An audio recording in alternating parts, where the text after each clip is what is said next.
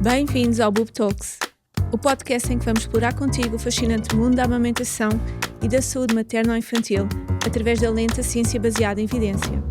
Eu sou a Sofia Inácio, farmacêutica e consultora de lactação certificada. E eu sou a Sofia Silva, médica de família e consultora de lactação certificada.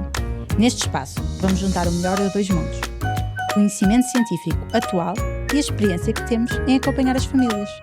Boob Talks, o podcast que torna a ciência da lactação acessível a todos. Bem-vindos a mais um episódio do Boob Talks. Hoje vamos explorar um tema que levanta muitas dúvidas tanto aos profissionais como às famílias, que é a necessidade de suplementar um bebê.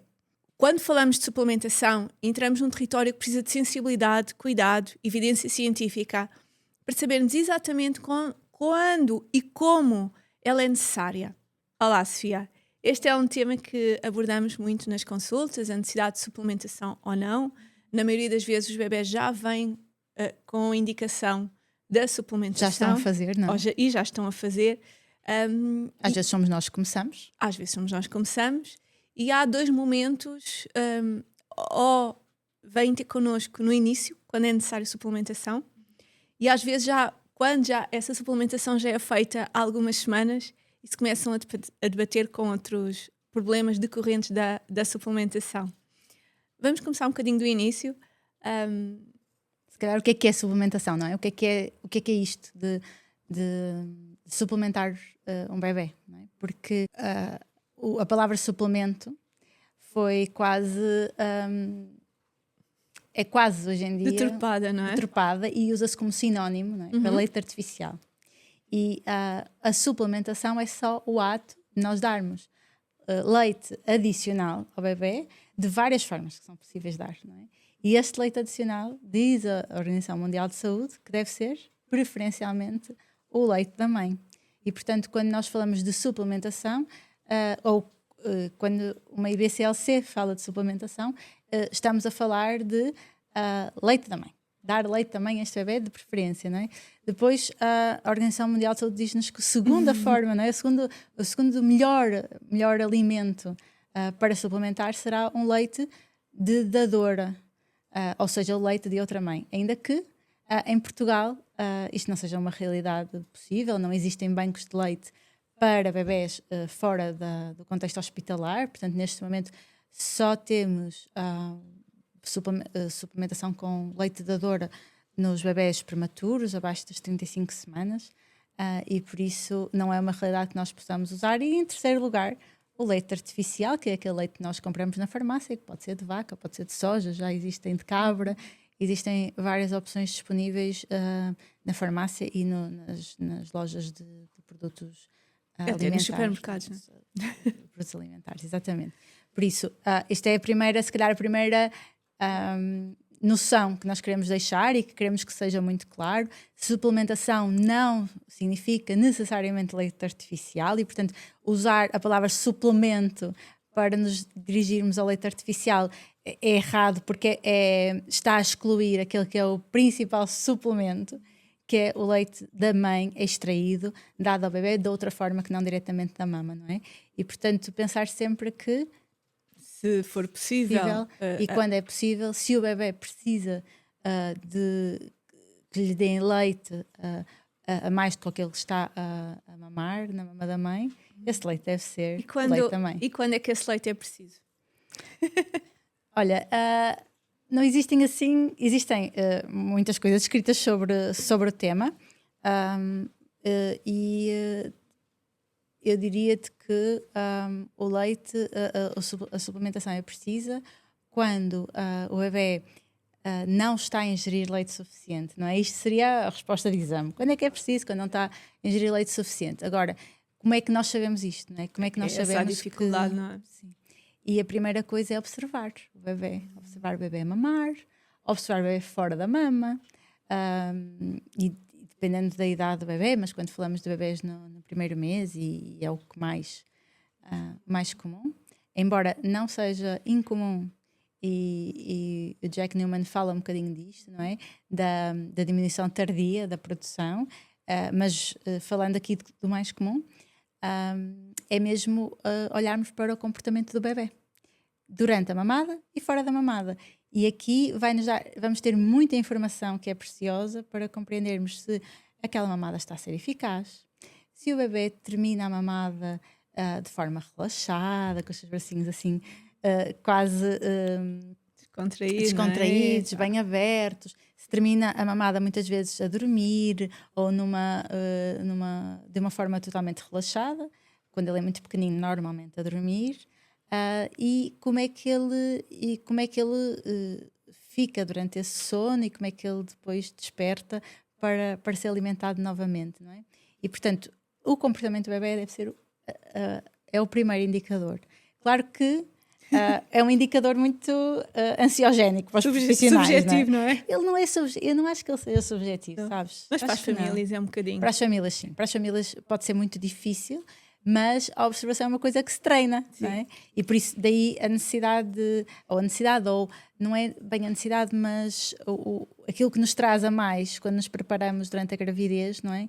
Para a amamentação, porque é a observação, ver outros bebés a mamar, ouvirmos alguém a falar sobre o que é esperado. Às vezes quando falamos o bebê fica relaxado a mamar, não é? O que é isto? E o que é isso? Às vezes o bebê mama um bocadinho, adormece e como não foi eficiente ele até... Não está nada relaxado. Dormir não quer dizer... Adormecer na mama não quer dizer que tenha sido feita uma mamada eficaz. Isso depois de estar algum tempo na mama e efetivamente a mamar, e é a importância de tanto as famílias como os profissionais saberem observar um bebê comer, não é? Perceberem, okay, ele está a engolir, ele está a comer.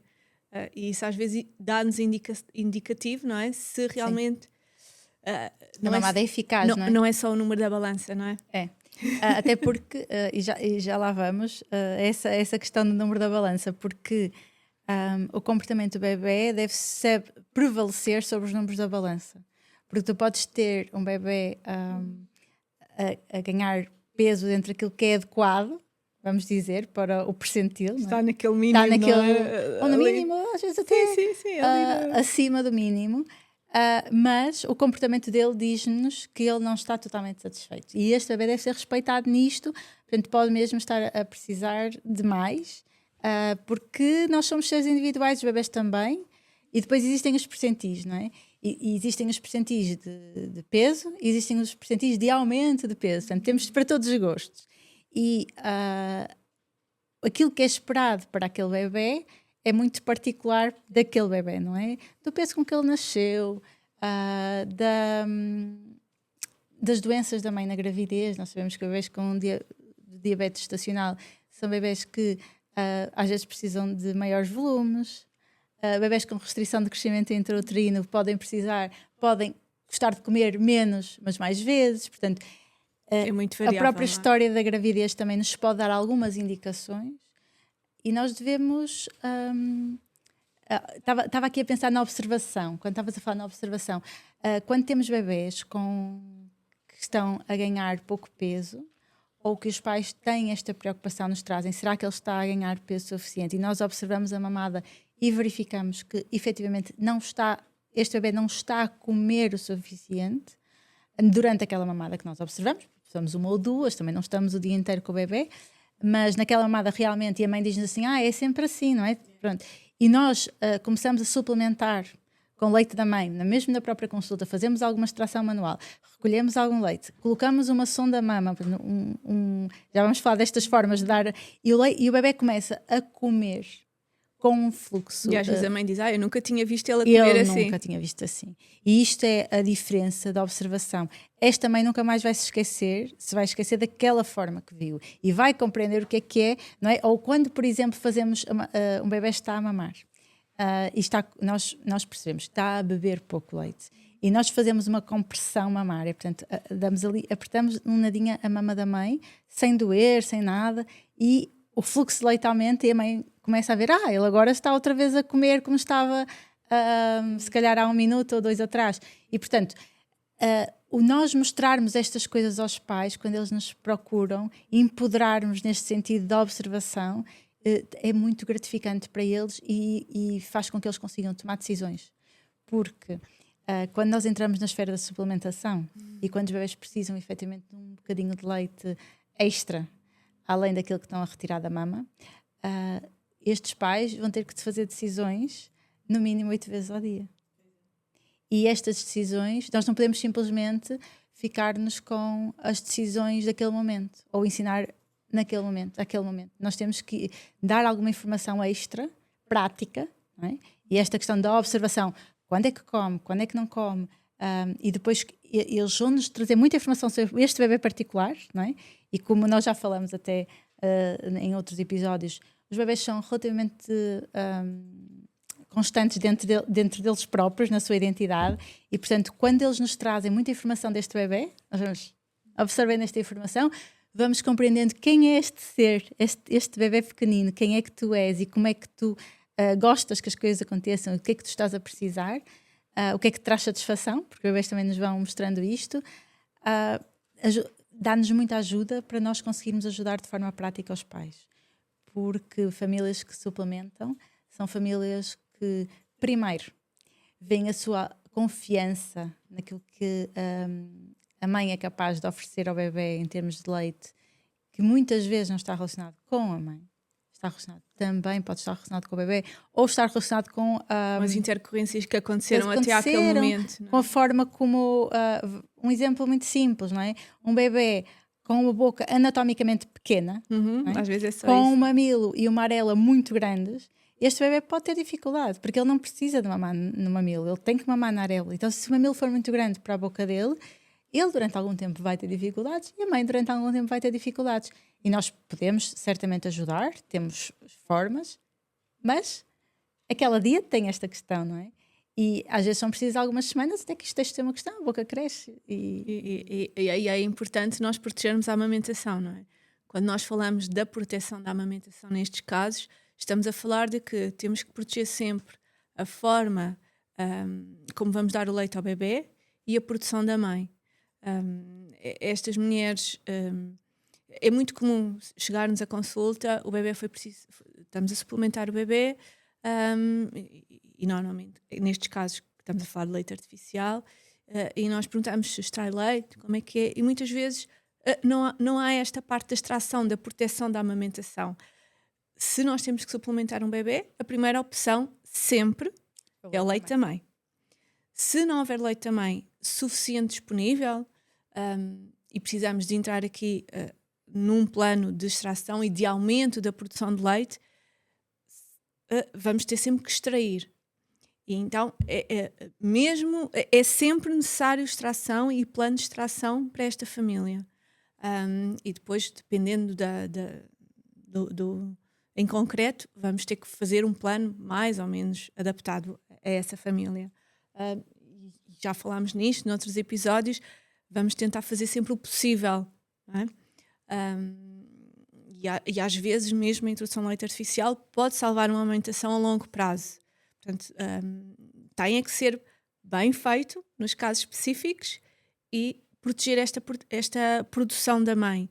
E uma coisa que eu sinto muito é que às vezes esquece esta parte da produção.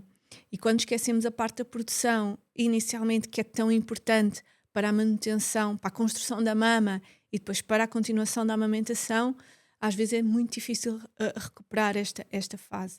Então, temos esta fase, a proteção da amamentação, neste lado, da proteção da mãe, e a forma como oferecemos o leite ao bebê. Por exemplo, tu há pouco falaste da sonda mama. A sonda mama, no fundo, para quem... Uma palhinha, é uma palhinha, não é? No fundo é uma palhinha funcionalidade, muito fininha que se põe na mama, e o bebê está a mamar e ao mesmo tempo está a ingerir aquele leite através daquela palhinha. E isso faz-nos com que é assim um daqueles métodos nossos de eleição, quando é possível quando o bebê tem sucção suficiente e não está a magoar a mãe, o objetivo sempre é que ele esteja na mama, não é? Portanto, isto faz o quê? Faz com que, ao mesmo tempo que estamos a suplementar o bebê, estamos a aumentar a produção de leite. E estamos a ingerir algum leite, não é? Ainda assim, da mama. E, portanto, estamos ali a potenciar a produção, não é? A produção de leite. E depois, às vezes, é muito individualizado. Pode não ser possível o bebê ir à mama E aí será melhor oferecermos ou numa colher, em bebés mais crescidos, numa colher, chama-se aquelas colheres doseadoras ou colher biberão, há quem Quem chama as duas coisas, em que no fundo é um recipiente onde termina com uma colher, termina não é? com uma colher e a gente põe nos lábios do bebê e ele é que vai ingerir aquele leite quase como se fosse um gatinho, portanto não é enfiar aquele lá para dentro da boca do bebê. Ou com um copinho, bebés, por exemplo, nos hospitais, amigos dos bebés, é muito comum. Isto para dizer que até os recém-nascidos, até os prematuros, conseguem ingerir o leite dessa forma, com um pequeno copinho, às vezes um copo de shot, uma chávena de café em bebés mais pequenos, com volumes mais pequenos, ou então depois mesmo com um copinho mais técnico, não é? Alguns sim. Mais adaptados. E com a seringa. Não é? Ou com a seringa, sim. A seringa, às vezes eu também uso a seringa porque naqueles primeiros dias, às vezes é fácil para os pais agarrar na seringa e dar com a seringa. Isto faz como? Põe-se o dedo no bebê para ele fazer sucção e no cantinho da boca vamos... enquanto ele faz sucção. Enquanto ele faz a sucção, vamos pondo ali um bocadinho de leite, muito devagarinho. E às vezes até o bebê consegue, com a sua sucção... Quando tem uma boa sucção, às vezes conseguem. Consegue ele tirar sem nós fazermos força nenhuma no êmbolo. Não é? Sim. E portanto, isto são tudo formas protetoras. Isto porquê? Porque é que nós não estamos, por exemplo, a falar no biberão? Porque o fluxo do biberão é totalmente diferente da mama. E o posicionamento da língua, não é? O posicionamento da língua, enquanto que na mama o bebê tem que pôr a língua para fora e para a frente. No biberão vai para trás e para baixo. E então isto tudo tem impacto na forma como... Ou pode ter, não é? Pode ter impacto. Pode ter impacto, sim. E o bebê, o risco do bebê depois não querer, ou ser mais difícil ele ir para a mama, há um maior risco. E por isso é de evitar. Até porque nestes casos de suplementação, o objetivo é que ela seja transitória. Às vezes pode não ser, pode continuar, e às vezes está tudo bem. E às vezes também é preciso desmistificarmos um pouco este tudo ou nada da amamentação, não é? Entre o tudo e o nada há muita coisa. Há um caminho grande, há muitos não é? caminhos. Eu acho que é muito importante nós darmos informação aos pais sobre isto, não é? Ou seja, sobre os riscos, sobre os benefícios, e conseguirmos que eles façam escolhas, não é? Porque muitas vezes também temos casais em que nós introduzimos a sonda, ou pelo menos introduzimos na conversa, não é? Esta possibilidade. E eles ainda assim preferem o biberon. São sempre eles a escolher. Nós só temos que lhes explicar os riscos e, obviamente, se os casais preferem o biberon será, e continuaremos a apoiar o melhor. Não vamos descurar aquela família só porque está a fazer suplementação por um biberon. Até porque, na realidade, quando se faz muito esse discurso de só assim é que é bom, só assim é que vai funcionar, para a família não vai funcionar. Isto acontece connosco em várias esferas, não é? Eu pergunto sempre, o que é que faz sentido? Acham que isto é possível ou não? Acham que vai ser difícil? Qual é o muitas caminho? vezes eles têm que tentar, porque nunca fizeram, não é? Exatamente. Às vezes nunca tinham ouvido falar e, portanto, às vezes é mesmo estranho, não é? Uma coisa nova, tantas coisas novas nesta fase, e ainda me vem aqui mais outra, porque o biberão já todos nós vimos, não é? Estamos familiarizados, não é? E então às vezes é difícil. São decisões. E há bebés, porque isto é uma questão de risco. Há bebés que está tudo bem. Está tudo bem de qualquer forma. Há bebés que, ao mínimo, a introdução de algum bico artificial, têm depois uma aversão, ou uma dificuldade. Aversão, se calhar, não é a melhor palavra. Às vezes magoam a mama, não é? Têm muita dificuldade em reposicionar, não é? É quase como se há bebés que são muito plásticos nesta parte orofacial e que se adaptam a qualquer tetina, ou seja, adaptam-se às tetinas à chupeta, porque depois ainda temos a chupeta, não é? Tens a chupeta, tens o biberon, tens a mama, e ele rapidamente, consoante talvez a textura ou a temperatura, percebe qual é a sucção que tem que fazer e readapta-se, não é? Nós somos todos assim, não é? Sim. E há bebés que são menos flexíveis nesta área e quase que fazem um imprinting, quase que ficam com aquela memória da sucção no biberon e com muita dificuldade conseguem fazer sucção na mama. E além disto, além da parte do toque, da temperatura, da textura, temos o fluxo, não é? E aí, também quando os pais optam pelo biberon, Sofia, é muito importante nós ensinarmos a dar um biberon.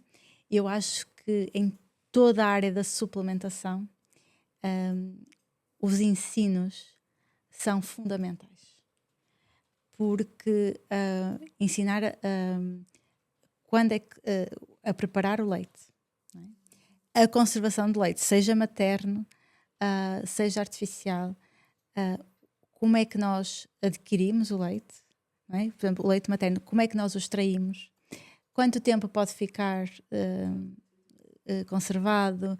Nós, se calhar, até vamos deixar aqui na descrição, nós temos alguns posts no Instagram sobre isto, sobre os leites e sobre o leite materno, sobre a forma como conservamos. Mas se vamos introduzir um leite artificial, os profissionais devem explicar e devem explicar como é que se prepara o leite artificial, a importância do leite ser constituído a 70 graus pelo menos, não é? A 70 graus para que existe a esterilidade do leite, não é a água. Sim, a água fervida e transportada depois à temperatura ambiente não... O risco não está na água, está no pó. Está no pó, não é? E até porque senão teríamos que ferver a água durante imenso tempo, não é? E nós só levantamos fervura. E cada vez mais sabemos que não se deve esterilizar as coisas para os bebés mesmo. Isso. Antigamente esterilizava-se tudo, não é? Hoje em dia não. E até nem tem a ver com a teoria da higiene, podíamos estar aqui a falar sobre a teoria da higiene e sobre o quão é importante nós expormos os nossos filhos e as crianças ao mundo, não é? Ao mundo pouco esterilizado, mas também nas mastites, não é? Nós sabemos que esterilizarmos uma mulher que está a extrair, não é? estamos a alterar a flora podemos estar a alterar a flora e isto pode ter um maior risco de mastites. Portanto, não é a esterilização dos instrumentos, mas a esterilização do leite artificial. E porquê? Deixa-me agora claro, dizer porquê. É a tua área. Não, porque o leite em pó, ele não é estéril. E na sua fabricação, ele pode ser contaminado com uma bactéria que pode ser fatal para os bebés. E isto ainda aconteceu, foi há 2 ou 3 anos nos Estados Unidos. Volta e meia vai acontecendo. Que vai acontecendo, e houve mesmo... durante ali um período quase não havia leite artificial à venda, porque tiveram que retirar todos os lotes. E portanto, isto não acontece só às vezes só acontece nos países em vias de desenvolvimento, mas não. E portanto, é uma regra de segurança. É uma regra de segurança da preparação do leite artificial, mas depois também a quantidade, não é? Porque o bebê não aumentou a X gramas por dia que devia e, portanto, precisam de dar leite. Dá um bocadinho de leite artificial, vai à farmácia e compra uma lata. Não é assim que funciona, não é? Ou dá só um bocadinho à noite, ou dá só um bocadinho a meio do dia, não é? Não há um bocadinho, não é? Há a quantidade exata que aquele bebê precisa, que às vezes nós não sabemos e vamos testando, mesmo com o leite materno, não é? Nós vamos, olha, vá dando, não é? Tira e dê. E às vezes, quando fazemos suplementação com leite materno, às vezes é muito nesta base. Olha, o que tirar, oferecemos e damos, e o bebê é que vai. Não é? Nós não estamos pouco preocupados com a quantidade total, não é? Se vier tudo da mama, depois é uma questão. Até porque no leite materno nós não sabemos exato.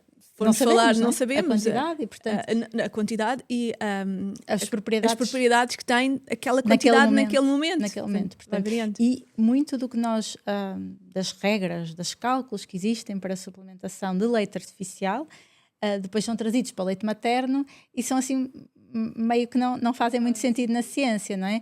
Pronto.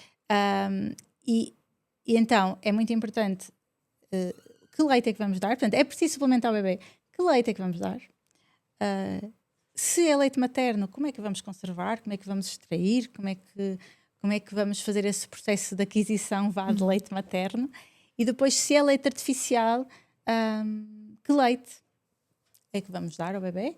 E não é que marca, mas existem vários tipos de leite.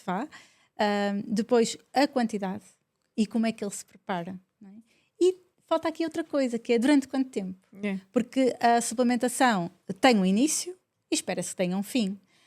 Às vezes este fim, e é aquilo que tu dizias, tem a ver com a história individual de cada família e depois com a flexibilização destes processos. Porque o fim pode ser um fim curto, pode ser um fim de 2 ou 3 dias. Sim. Pode ser um fim de 1 ou 2 semanas.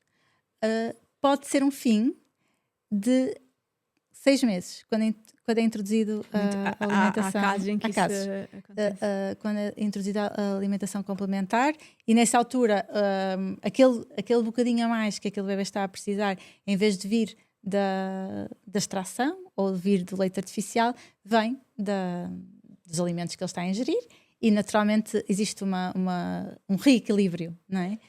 Que permite que depois, a partir daí, se deixe ser necessário suplementar. Portanto, existem ainda casos muito mais raros, talvez porque não são dadas oportunidades a estas mulheres, mas existem casos de mães que suplementam durante 1 ano, durante 2, durante 3, durante todo o tempo que a amamentação persiste. E é importante que assim seja, neste sentido em que nós podemos oferecer ao nosso bebê todo o leite que nós tivermos materno. Não é porque nós não podemos fazer uma alimentação totalmente em exclusivo que nós devemos privar aquele bebê de receber 10%, 20%, 30%, 40%, não interessa, de receber algum leite materno.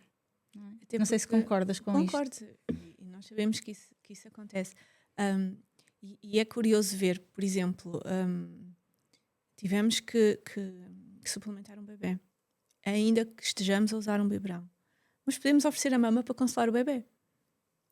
E muitas vezes nos esquecemos desta função da mama, que é o consolo, que é a ligação ali com Algumas o bebê, mães não é? perguntam, isso que tu estás a dizer, algumas mães perguntam, que é: eu posso continuar a dar maminha para o acalmar?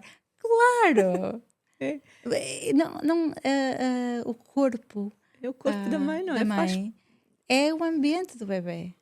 E se por algum motivo não é possível, ou não há, vamos imaginar mesmo um problema da glândula mamária, não é?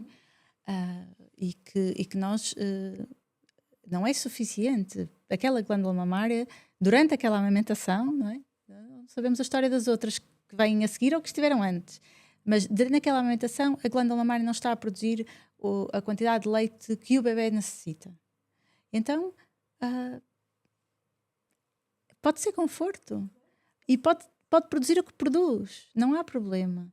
Mas depois as contas é muito complicado.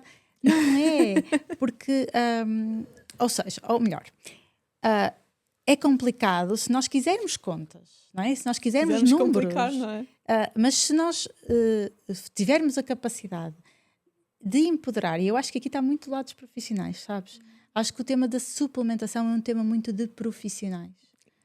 Deixa-me perguntar-te. Quem é que inicia a suplementação? Quem é que indica a suplementação? Olha, eu acho que a suplementação é um tema de profissionais de saúde. Acho que as pessoas que trabalham com a amamentação devem saber o suficiente para saber se suplementam ou não. Eu gosto de dizer, e eu digo às vezes assim, informalmente, que acho que deveria haver uma prescrição médica, mas não é porque eu acho que os médicos estão mais capacitados para avaliar se é necessário suplementação ou não, é só porque efetivamente é a única forma de prescrição formal, não é? Que nós temos, não é? Ou seja, quando eu digo isto é no sentido de que a farmácia não deveria vender sem uma prescrição de um profissional. Uma necessidade real, não é? Uma necessidade real. E, portanto, a única forma de regulamentarmos isto seria com a prescrição. Não ser aquele, ele está a chorar à noite. Isso. O pai vai desesperado de comprar. Mas eu não acredito que apenas os médicos sejam capazes de avaliar e de iniciar a suplementação. É mais nesta lógica de que seria a única forma regulatória. No fundo, também é porque nós olhamos para o leite artificial quase como um medicamento, não é? Sim. E portanto, sim, eu acredito que o leite artificial é um medicamento que a sua necessidade resulta de uma avaliação e de um diagnóstico, que é a baixa progressão ponderal, não é? Esse diagnóstico depois pode ter outro diagnóstico por trás, que pode ser da mãe, não é? Uma baixa produção de leite, ou pode ser do bebê, ou pode ser da díade, não é? Do conjunto.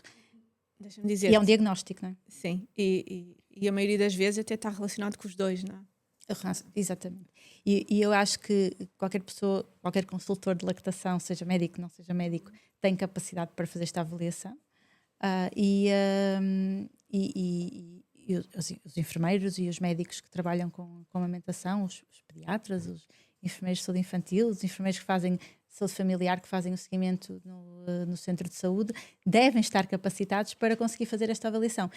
O que eu também acho é que é uma ação de equipa, muitas vezes. Não é? E acho que é uma decisão de só quem tem os conhecimentos necessários para perceber. Não basta olhar para uma balança e dizer este bebê tem menos. Às vezes é por 5 gramas do que aquilo que nós estamos a esperar, então vamos suplementá-lo. E esta pessoa nem viu aquele bebê a mamar.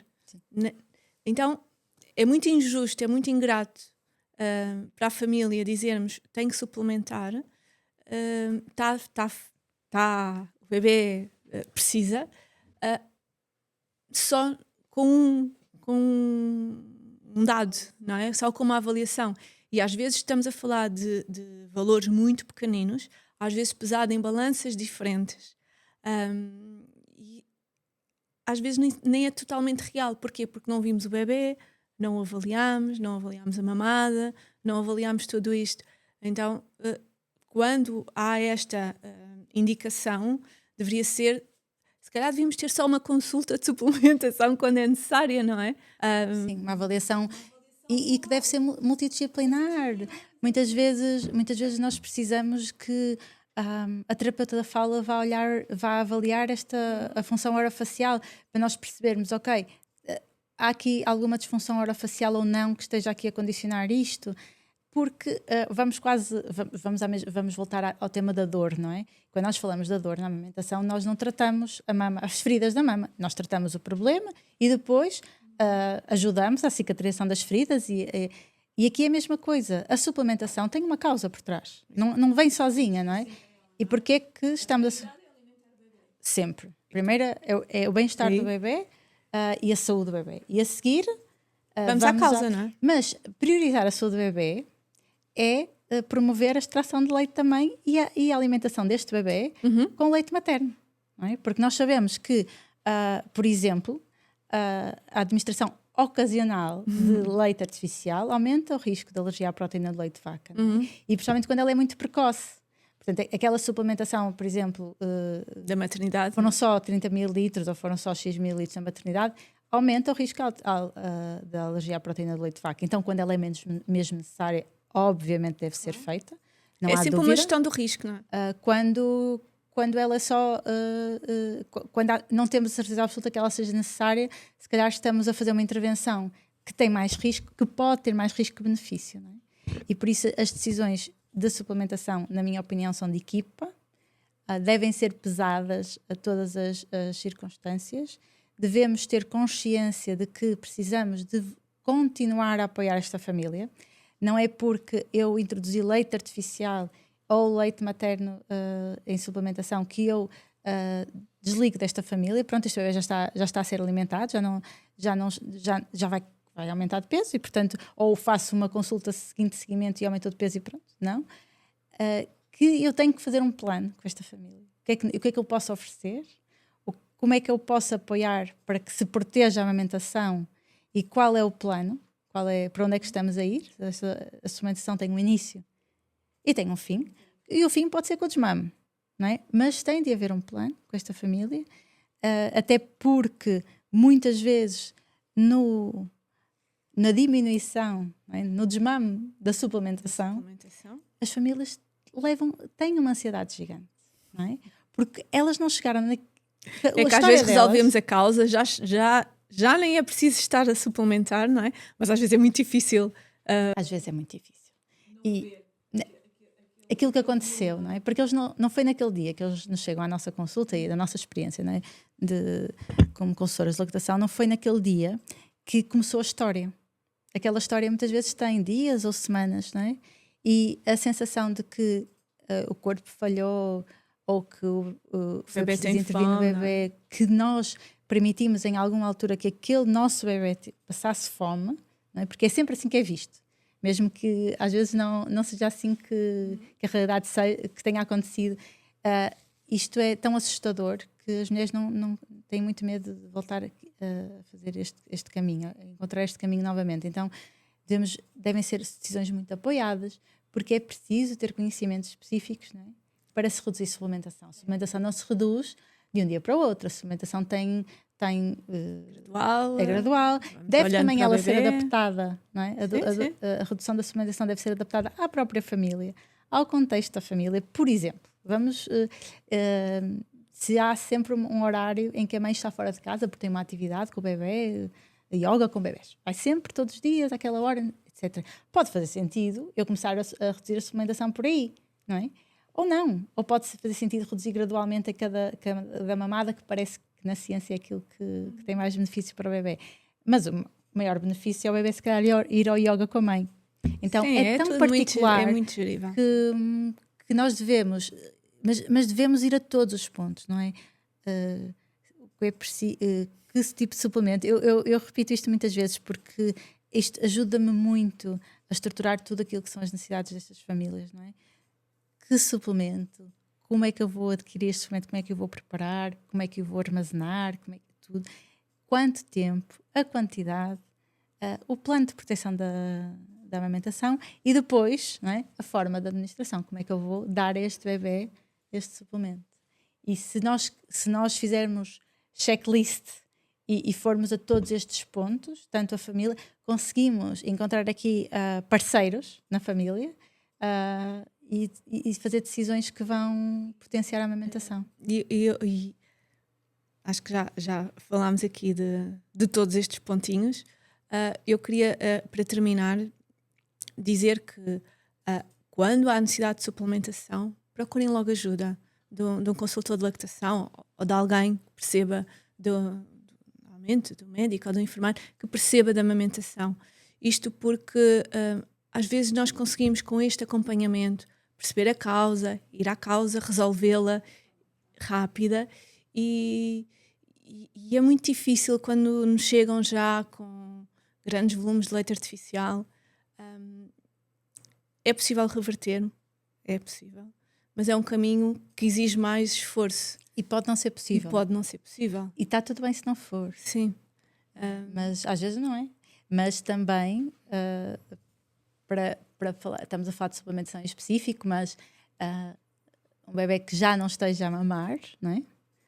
Bebês de um mês, 2 meses, 3 meses que já não estejam a mamar, ainda assim pode ser possível voltar, não é? E portanto, fazer uma relactação.